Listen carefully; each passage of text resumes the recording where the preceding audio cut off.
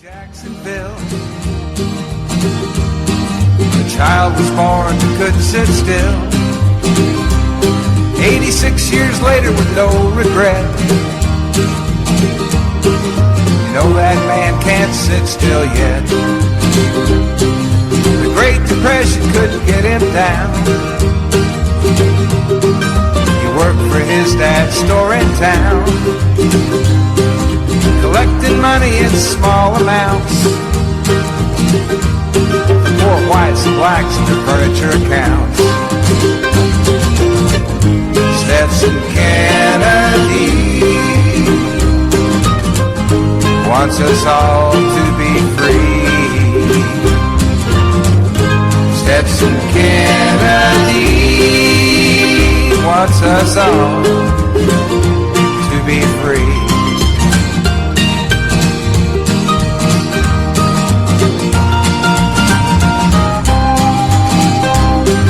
As he'd collect, he'd talk to folks. He'd hear legends, tales, songs, and jokes. Now this fine treasure he'd record and write. He was colorblind, didn't see black and white. Writer's project for the WPA.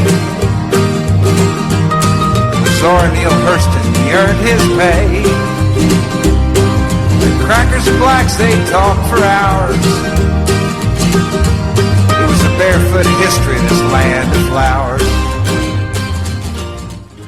From WBRN Radio, traveling on the Boston Red Network. The title of this episode, The Week That Was, and it's on the 21st of December, 2019. The first day officially of winter, and the winter solstice, and happy solstice to everyone out there as we move into the holiday weekends. This particular holiday here in the U.S. Will be on the 25th, which is a Wednesday, mid-work week around here, and the Eve would be on the 24th, and that would also put New Year's on the on a Wednesday also. That would be the 1st of January 2020, and the Eve would be on a Tuesday. Very interesting week. Many enterprises are closed the first 3 days of the week. That would be Monday, Tuesday, and Wednesday, and reopen, I suppose, for a short week on a Thursday. Nonetheless, we move along here. The president, now impeached, DJ Trump, is in Mar-a-Lago, his winter retreat golf club, golfing club in Palm Beach, Florida. He's there with H, and H is there, and DJ is there. I wonder what you're taking cookies by. Anyway, nonetheless, you can find Holly over at, Holly Castor Jane, and she has programs over there, very good insight, along with a veteran journalist, Mr. Cooper. It used to be, I believe, with the Washington Post. This week is sort of interesting in that Nancy Pelosi, she is the Speaker of the House, sent the traditional state address, State of the Union address, to DJ Trump. That will happen on the 3rd of February. And before escaping Washington, the president signed a budget that will extend into the end of the fiscal year, which is September of 2020, and a military authorization bill that will blanket all of 2020. A little bit of something in there. Federal workers will get 14 days of leave. Most federal workers will have to look into that. The people over at the Federal Times will consult them. They'll have the information there. And at the same time, there are other provisions there. There's, of course, money for the worthless wall in Texas in there also. That moves along. And were listening, I believe it was on Amy Walter's show on NPR via PRX. We appreciate PRX as a progressive network, and we promote it.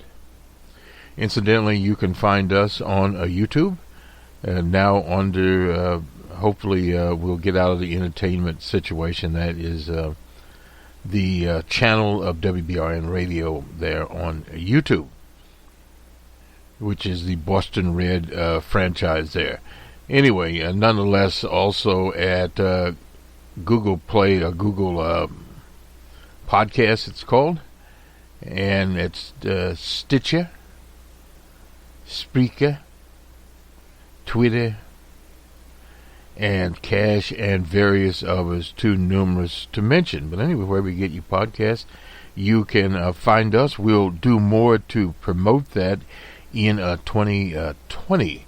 We'll also have the Happy Christmas show that will be on the eve, I suppose, on Tuesday or somewhere about that. That's a show that traditionally was hosted by the late, great Jerry Pippin, and we took it up after Jerry's untimely passing in 2015. So we'll have that, and hopefully we'll have a combination of things from the old, and hopefully we'll get a little bit of the voice of Jerry Pippin in the presentation. But now back to where we are here. The impeachment, at least in the House part, has ceased. DJ Trump has now been impeached, but Speaker Pelosi has not sent the articles of impeachment to the Senate. The Senate is not going to take the trial up until January. And of course, now the congressional types beat it.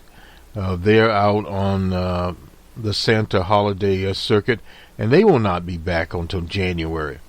So that's basically the end of any activity in Washington as far as that particular situation is concerned. We have some headlines here from the West Coast, and we'll just briefly go through some of those through the Los Angeles Times. Nothing particular here, but in California, big headline here, toll lanes future is invincible in California's traffic congestion there.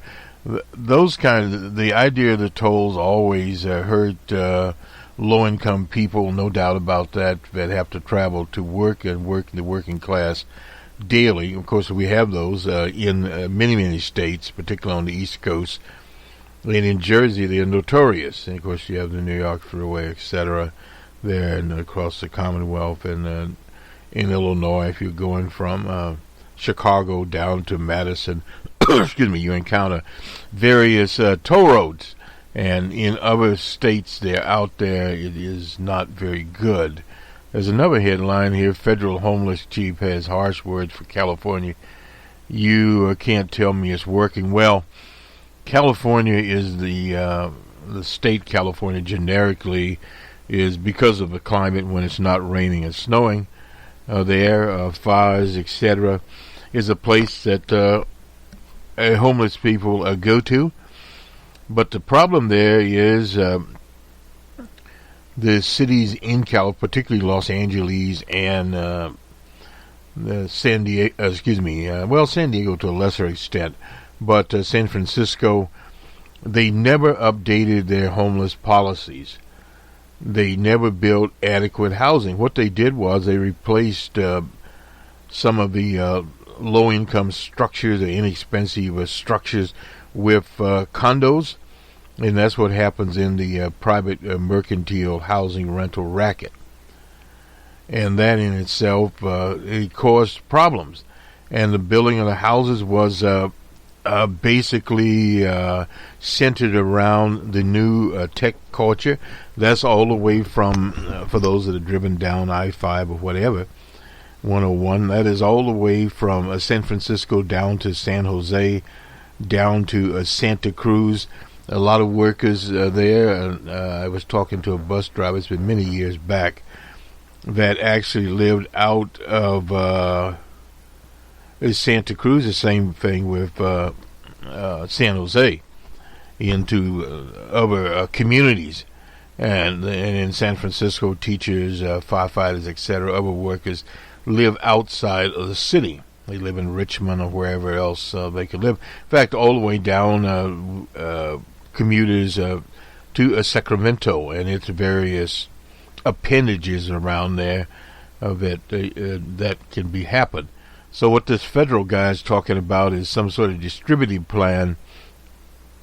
But they tried that in New York and moved people homeless now as houseless or whatever on what's the other term that they keep changing these terms on sheltered, not sheltered, or whatever the term is.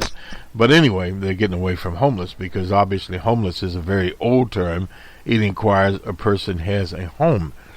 And of course, many of the working people, low-income people, are in apartments, etc. I guess you could call that a home and not a house. Anyway, we won't quibble here. But that was the idea. They moved people upstate New York in various old military reservations, etc.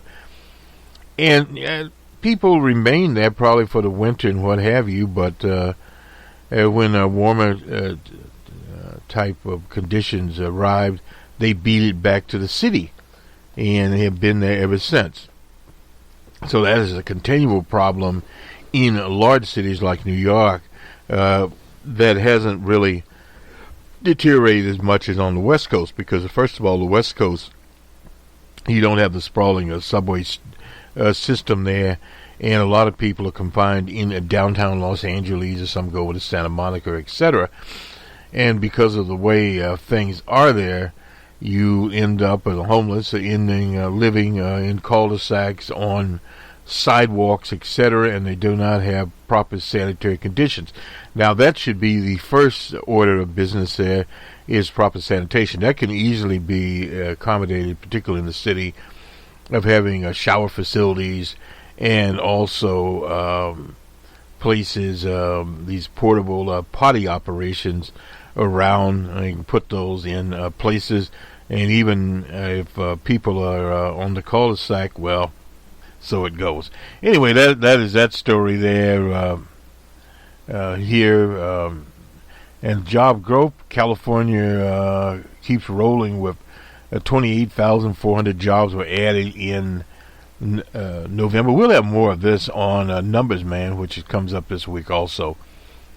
And we'll have some special programming on the debate. That was the sixth and last debate of this year. Sparks flew there. Elizabeth Warren attacked the little mayor from South Bend about his private fundraising. And his private fundraising, not as private as they used to be. They now allow the press in. Of course, Joe Lunchbox Biden has those, traditionally needing to raise the money. But there was a very lively discussion. The only thing the little mayor could say, his net worth was less than the other people on the stage. Well, it's not unusual now for congressional candidates, I'm not talking about the billionaire ones, but multi-millionaire ones, to run. And already millionaires, when they stop into Washington. Elizabeth Warren, of course, worked as a professor at the Harvard Law School and various other places, especially in bankruptcy. Made a few $1 million working for private clients. That's not unusual at all.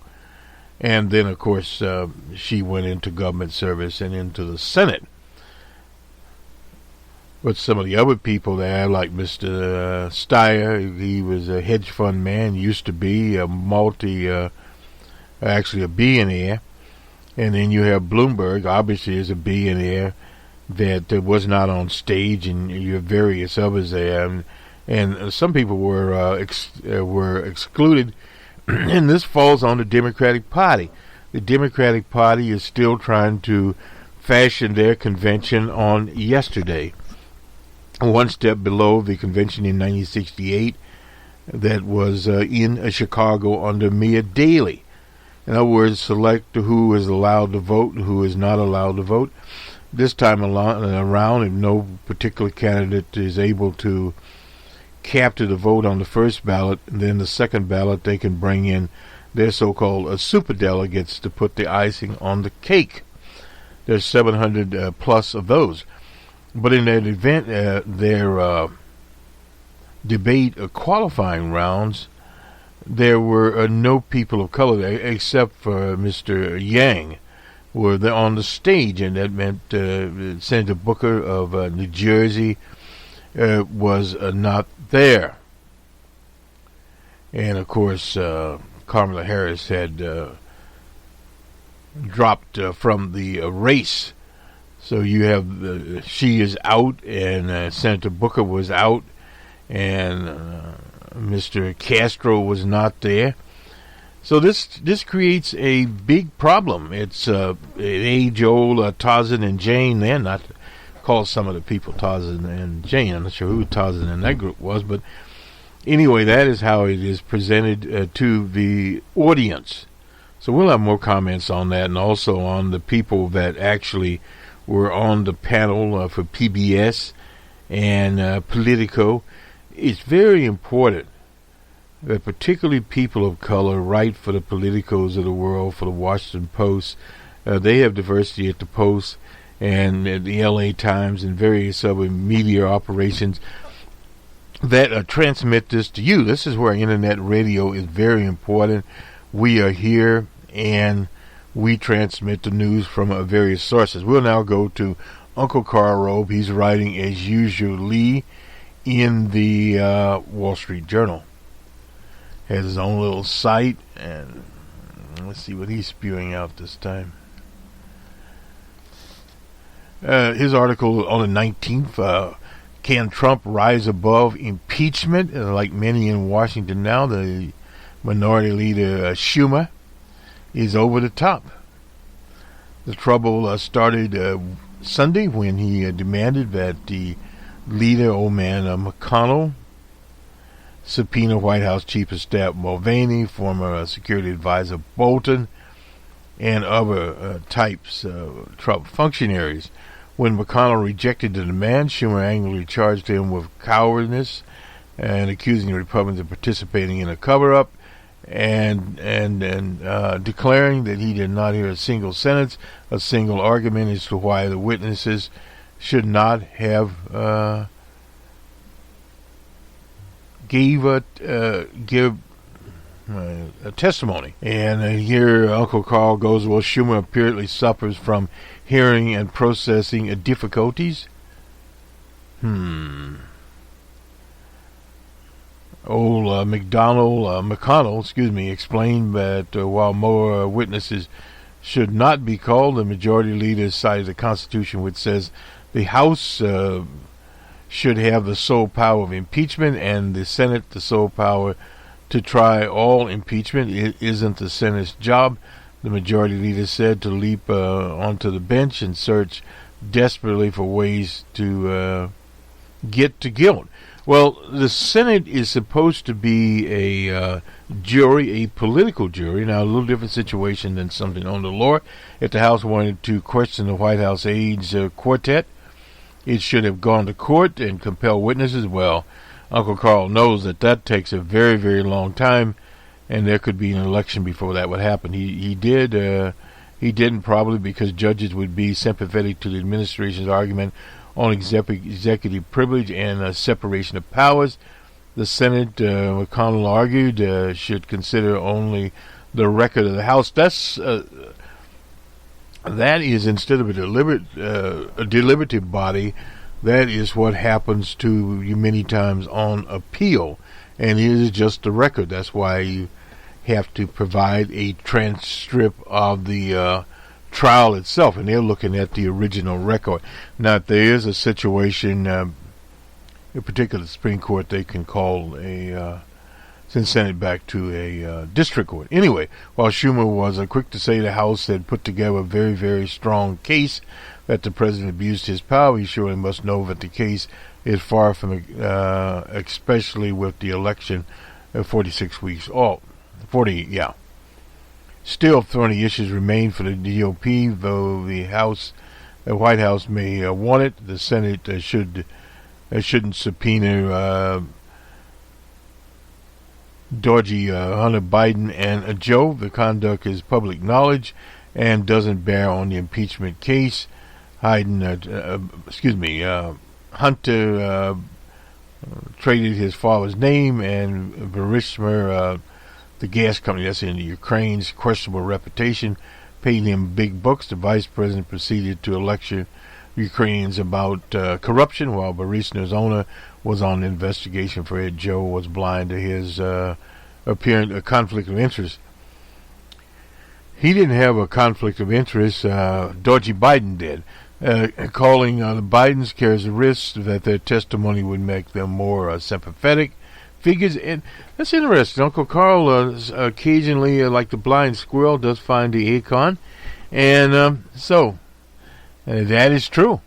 And rather than contesting that the president was justified in pressing for a Ukrainian investigation of Hunter Biden as a precondition for U.S. Military assistance, the White House is on stronger grounds arguing that the aid was released without a quid pro quo being executed, but it was. The White House must be also careful not to overreact to Republican lawmakers who disagree with Trump's actions in the affair. Consider Will Hurd. Will Hurd is an African-American representative from Texas, ex-CIA type, who during the Intelligence Committee hearings was critical of the president's perfect call and his desire to have the authorities in Kiev investigate the Bidens. Mr. Hurd's conclusion that his behavior needlessly didn't justify impeachment was a big victory for the White House. Well, that was something he had to say. Mr. Hurd wants to get to higher office one of these days. There's no doubt about that. Look at my time here as we roll along here. Well, we'll leave Uncle Carl and the West Coast report, so to speak, and we'll see what we got here. Now, this is from. Let's do this one first. Mayor Hatcher, of the former mayor of Gary, Indiana, has passed.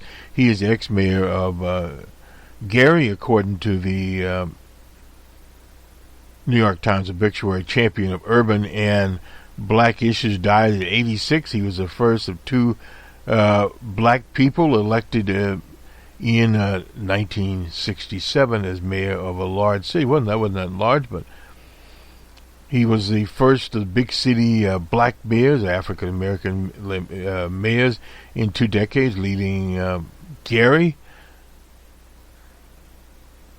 He sought to stem the poverty and blight, while champion cities and African Americans generally died on Friday night in Chicago. At Mercy Hospital and Medical Center, his daughter confirmed it. He was elected mayor of Gary on November the 7th, 1967, the same day that Carl Stokes, another African American Democrat, was elected mayor of Cleveland. Hatcher served until losing in 1987. That would have been a 6th term. And Carl Stokes didn't seek re-election after serving 2 terms there in Cleveland. Mr. Hatcher was a 34-year-old city council type, civil rights activist, when he ousted a European incumbent in the Democratic mayoral primary and narrowly won a racially bitter general election. He took over a sharply segregated city, slightly large, about 2 times the size of South Bend, 175,000.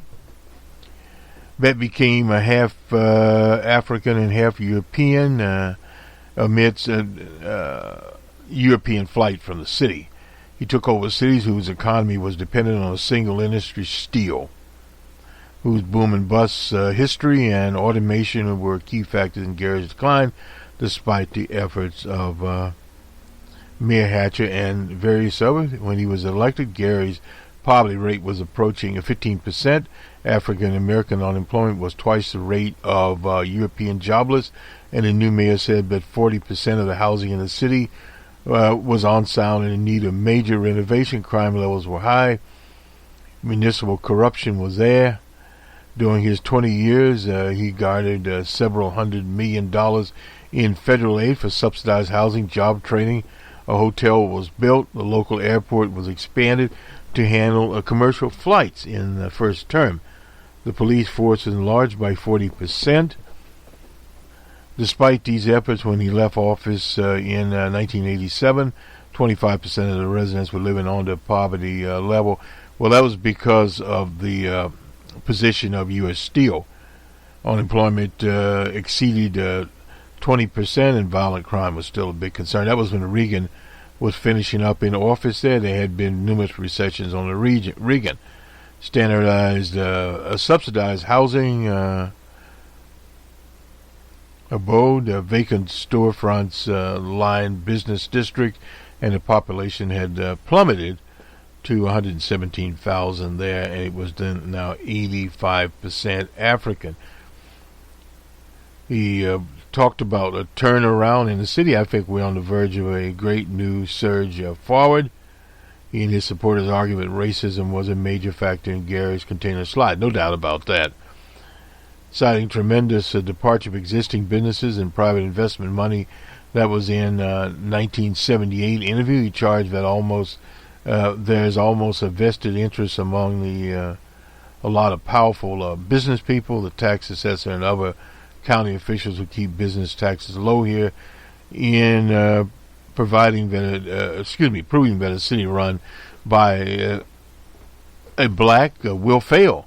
He also maintained the federal government had provided too little aid, no doubt about that. Urban affairs experts experts know who they are, to the volatile economic history of the steel industry and automation there. U.S. Steel Corporation founded the city in 1906 to house workers in a huge mill that was building in the area. The mill was Gary's largest employer. Its cycles of layoffs and recoveries impeded lasting economic development, which we now see in manufacturing. When he left office as Hatcher, there were fewer than 10,000 people working at the mill, less than half the number when he was elected 20 years earlier.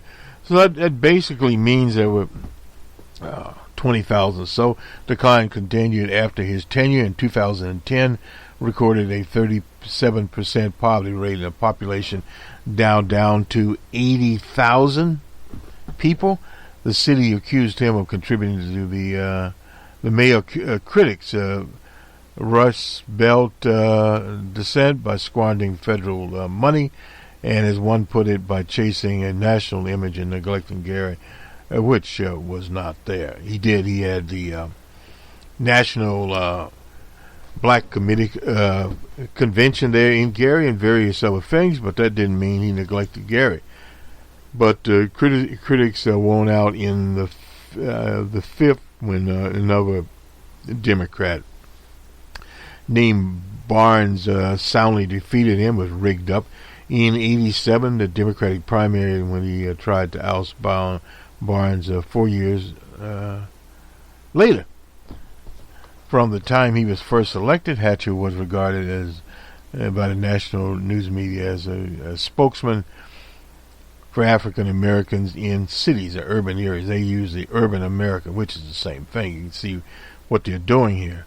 His persuasive manner and political pursuits beyond Gary kept him in that role after African mayors were elected in the 70s in Detroit, Coleman Young there, Tom Bradley in Los Angeles, in Atlanta and Washington, period there. And old Walter Washington there, you remember him. Anyway, Hatcher was active in national politics, serving as vice chair of the party's national committee and as a leader in Jesse Jackson's campaigns. He led associations of city officials, often testified before congressional committees on federal domestic policy, as when he contended that budget proposals included reduction in federal aid for programs helping poor children and impoverished older people, showed that cities increasingly viewed as depositories for the poor, the black, the Latin, and the elderly.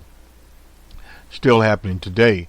A decade later, he assessed that another Republican President Reagan was trying to wash his hands of such people with his efforts to transfer responsibility to numerous domestic programs, and that is happening today with the Trump administration to states under the banner New Federalism.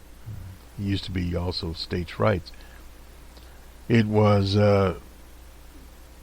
neglect by states. Hatcher asserted that produced most federal programs in the first place. But Hatcher also found fault with liberals, blacks and whites, gathering them that liberalism was condescending for conceiving leadership as coming only from those who have made it in society. He called for a coalition of liberals, black power supporters, and European radicals. Hatcher was born on July the 10th, 1933, one of 13 children, in Michigan City, Indiana, where his father worked for the railroad car maker Pullman Standard. He graduated from the University of Indiana in 1959 from Valparaiso University Law School, settling in Gary, serving as a deputy county prosecutor. Many people begin their careers, as of course with Amy Klobuchar, as prosecutors, and even Johnny Cochran was a little part-time prosecutor, but maintained his law practice there, helping to represent people, and he also worked in private practice in Gary School of Segregation.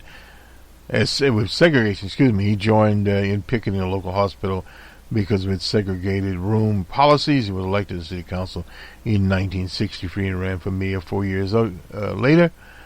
Winning the Democratic primary was normally tantamount to winning the office in an overwhelming Democratic city, but influential county Democratic organizations supported the European Republican candidate in the general election. The organization said had refused to cooperate. He called it accusation of cover-up for racial issues. After leaving office, he opened a consulting business, taught at Valparaiso and at Indiana University. So he taught there, and his wife, and he's behind his wife and his daughters, etc. That is the story of Richard Hatcher, and we thought we would pay homage to Mr. Hatcher. And I'll save to Monday winners and losers of the Democratic debate. Well, these are some basic people here. We won't have time. Amy Klobuchar is the first one to have any chance of nomination. She needs to win Iowa, so she took aim at the candidate most of her way. Mayor Petey, presenting herself as experienced alternative to a small-town mayor with only a few election wins under his belt. That is Jamel Bowie.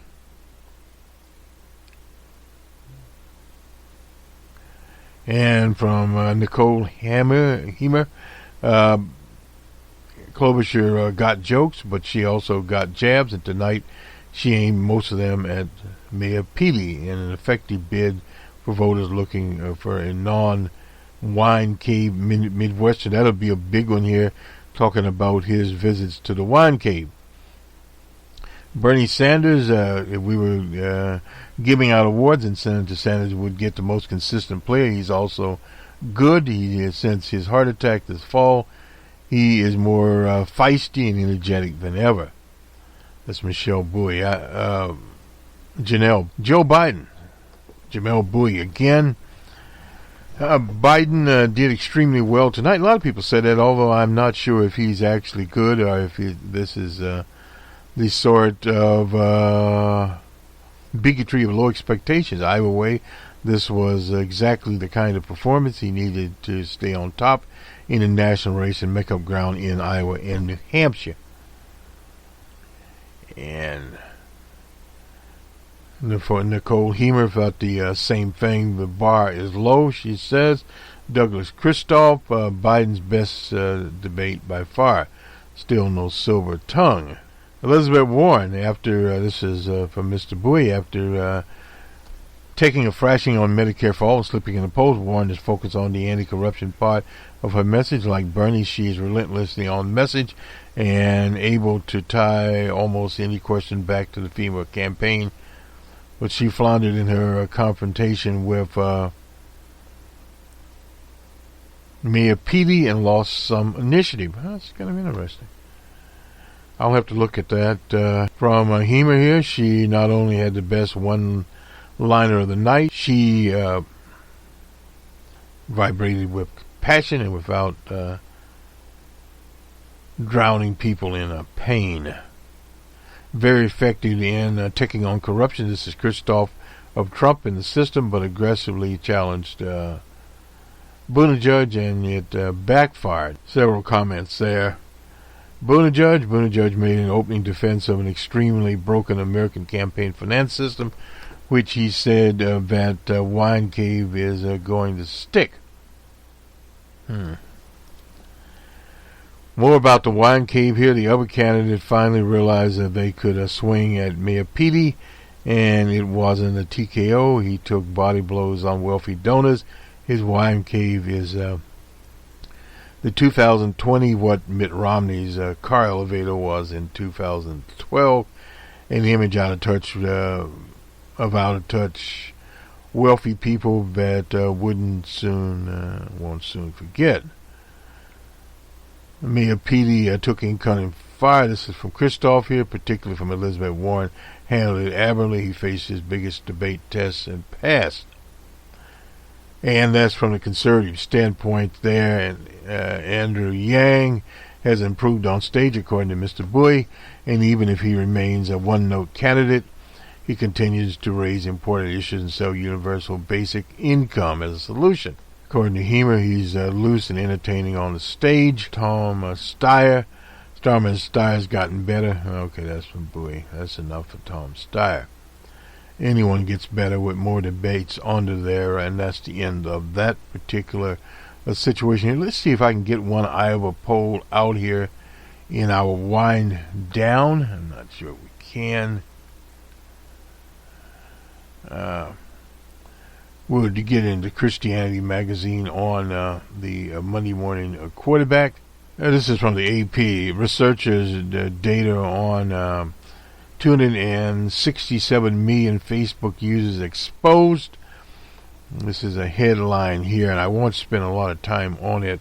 This is Facebook. Ukrainian security researcher reported finding a database with names, phone numbers, and unique user IDs of more than 267 million Facebook users, almost all of them in the U.S. The data was likely harvested by criminals, said the researcher Bob Lichenko, an independent research consultant in Kiev. The database, which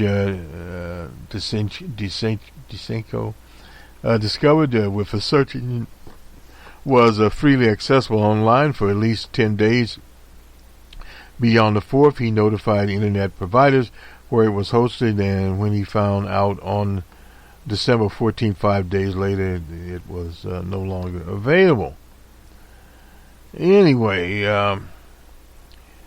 he said someone downloaded the database to a hacker forum 2 days before he discovered it, so it may have been shared online by many, many thieves there.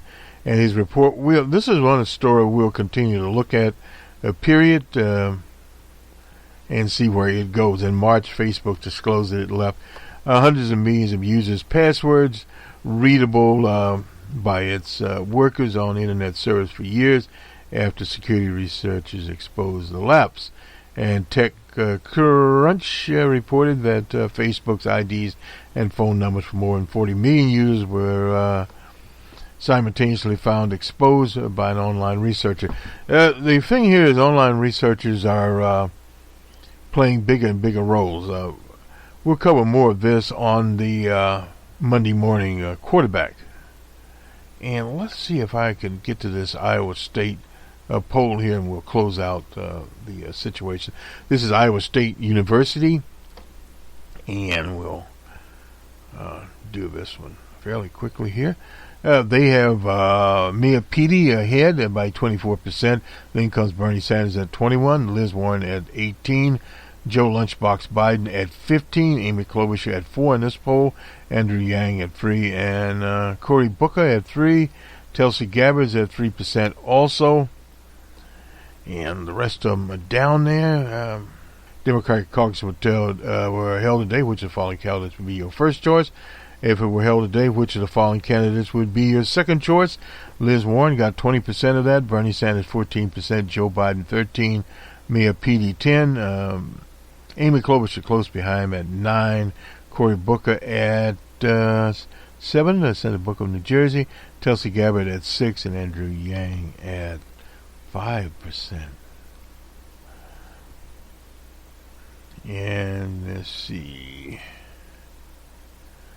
moving away from thinking about politics. Simply, we would now like you to think about how you approach different parts of your life. Do you agree or disagree with the following statements? Feeling out of place stops me from doing what I would really like to do. 12% agreed strongly and 36% somewhat. Do you agree or disagree when it comes to things like which sports team to root for, which styles of clothes to wear, and what type of car to drive, what type of music to listen to? I tend to choose things that are different from the choices most people, 11% there, and 28% strongly disagree. Do you agree or disagree? Oh, I see what they're doing here. I like ideas and activities that are unconventional, 12% there, and 43% somewhat agreed. And let's see, and 33% neither agreed or disagreed. Do you agree with the following statement? When it becomes popular with others, I tend to be less interested in it. 4% agreed, 25% somewhat agreed, and 40% neither agreed or disagreed with that particular sentence. Some people say you would be cautious about making a major change in your life. Others say they would never achieve much in life unless they acted boldly, risks as they call it. 5% would be cautious, 3%, and neither would be cautious or acting boldly, 22% of that. And I won't go through these. Well, which one is let's try again. Which is more important for a child to have? Self-reliance, 84%. Obedience, 16%. So people want to do that. Which is more important? Which statement is going to be close to your own views? If ideas have been around for a long time, they probably have wisdom in them. 62% probably need to be updated, and there. So it's kind of interesting. The first thing I've seen here, some people feel the Democratic Party is in touch with what party members care about. Others feel that it's out of touch. Very in touch, 19%. Somewhat in touch, 52%. Not very in touch, 17%. This is the first time I think I found this question out here. And we won't go into some of the crosstabs, but basically the total here was 10. The caucus in February, definitely 76%, probably 24% of Democrats, 80%, independents 68%, and probably 20 and 32. The females 75%, and probably 77% of the males.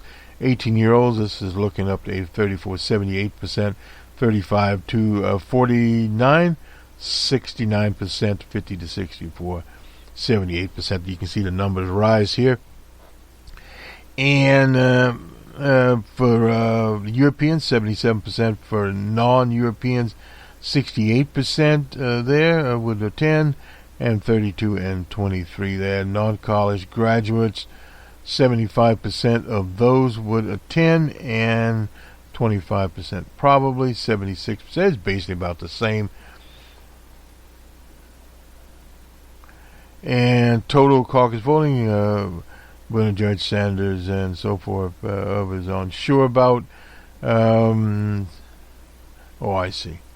66% of Mia Petey's, 74% of Biden's, 87%, very high there for Liz Warren, 82% of Biden's, and over 79% in the probablys.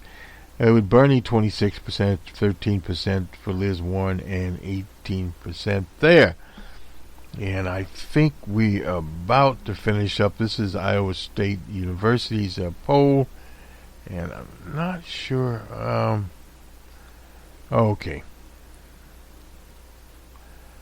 All right, well, we'll get the for the bigger ones here. 24% for Mayor Petey, 25% of Democrats, 20% of the independents, 25% of the females, 21% of the independents, 16% of the 18-year-old bracket, 22% of the 35 to 49, and the 50s to 64, 30% and 25 there. Bernie Sanders, 17% of the Democrats, 28% independents, that's good.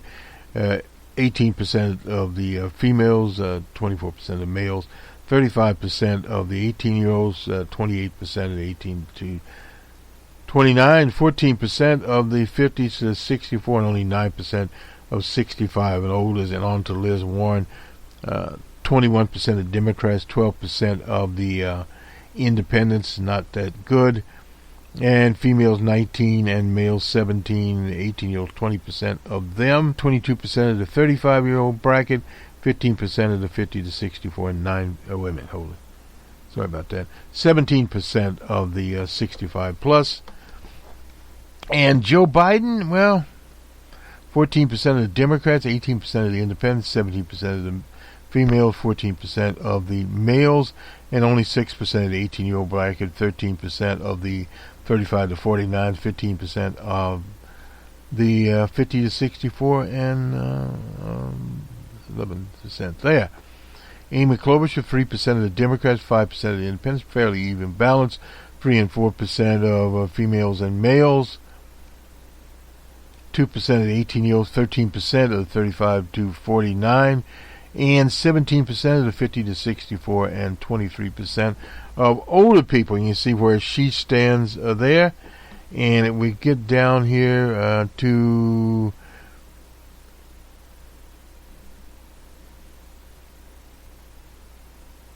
of Europeans, old Petey has got 24%, 11% of non-Europeans, of non-college types, 22%, college graduates 26%, postgraduates 27%. Bernie Sanders, 18% of Europeans, 34% of non-Europeans, 22% of non-college graduates, 21%. His numbers are there. Postgraduates only 11% there, and Liz Warren 19% of the Europeans, 11% of the non-whites, 15% of the non-college graduates. College graduates 21 and 29 for Liz Warren. Joe Biden, 15% of the Europeans, 23% of the this is in Iowa, 23% of the non-whites, 18% of the non-college, 12% of the graduates, and 12% postgraduates. Amy Klobuchar, 5% of the Europeans, 0% there, not too good. Anyway, 5% of the non-college, 3% of college graduates, and 5% of postgraduates. That's fairly good for Amy. And we'll leave it at that. Give this up a poll. I'm not sure. If not, we'll relegate it to where we relegate things to Monday Morning Quarterback, in this case, of one of our broadcasts. Anyway, here we go. This is real clear, their situation here. Have an outline of poll here. The Rasmussen had old DJ Trump at 50 and 48. He's been higher than that.